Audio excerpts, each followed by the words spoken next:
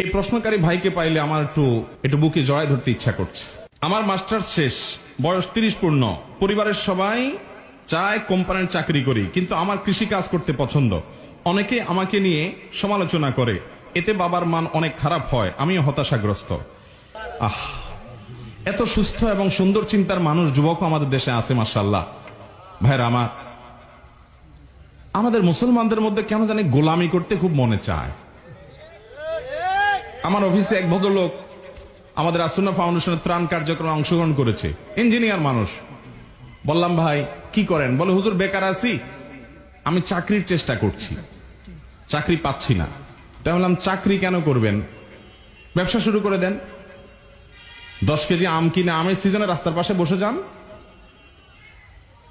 সাধারণত একটা শিক্ষিত ছেলে এটা শুনলে অপমান বোধ করে, হুজুর আমি তো আপনার কোনো ক্ষতি করি না, আমার এই ছোট করলেন কেন আপনি? আমি রাস্তার ধারে বসে আম বিক্রি করবো ফুটপাতে?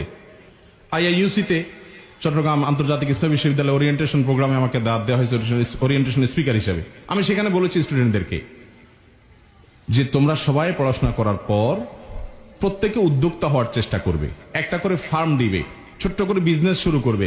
ব্যবসাতে আল্লাহ তাআলা বরকত দেয়। চাকরি করা হারাম না, চাকরি করা না জায়েজ না, কিন্তু নবী সাল্লাল্লাহু আলাইহি সাল্লাম তিনি এবং অন্যরা ব্যবসার প্রতি উৎসাহ দিয়েছেন। হ্যাঁ, তিনি অন্যের কাজ করেছেন, আপনি চাকরি করেন, এটা দোষের না, কিন্তু আপনার ভিতরে চেষ্টা থাকবে ব্যবসা করার, কারণ আল্লাহ তাআলা বরকত ব্যবসা দেয়। নবীগণের বেশিরভাগই এই জাতীয় কাজকে উৎসাহিত করেছেন। নবী সাল্লাল্লাহু আলাইহি সাল্লাম বলেছেন, আফদালুল কাসবি কাসবুল ইয়াদ, সবচেয়ে উত্তম কামাই হলো হাতের কামাই, নিজের হাতের কামাই। এখন মুশকিল হলো আমাদের সমাজটা এমন হয়ে গেছে, চাকরি করলে তাকে মনে করে অনেক বড় কিছু হয়ে গেছে।